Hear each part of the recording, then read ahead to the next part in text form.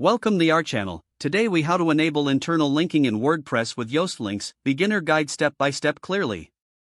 To enable internal linking in WordPress using the Yoast SEO plugin, start by logging into your WordPress dashboard.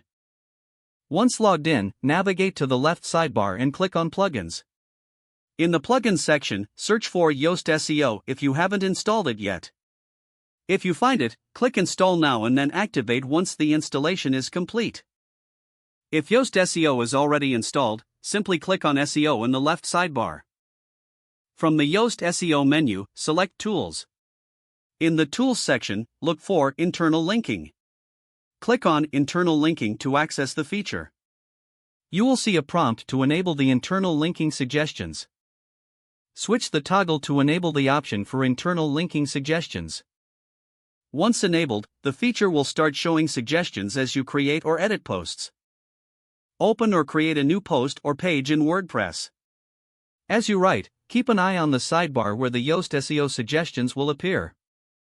These suggestions will help you link to relevant content within your site. To add a link, simply highlight the text you want to turn into a hyperlink.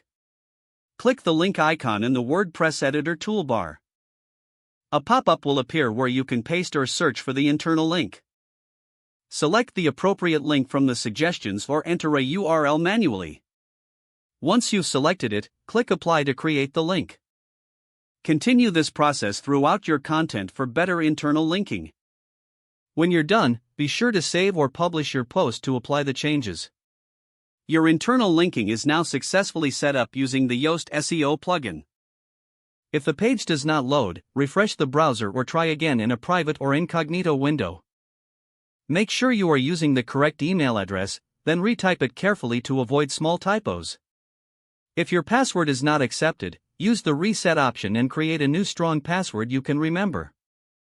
Check your spam folder for verification or security emails, then complete any requested confirmation steps. Enable two-factor authentication if available to improve account security and reduce unauthorized access risk. After signing in, review your profile details so your contact information and settings are accurate and current. If you see an error message, note it down and try again after restarting your device and internet connection. Log out when you finish, especially on shared devices, to keep your account and payment information secure. If the page does not load, refresh the browser or try again in a private or incognito window. Don't forget to like this video and subscribe to our channel for more step-by-step tech guides.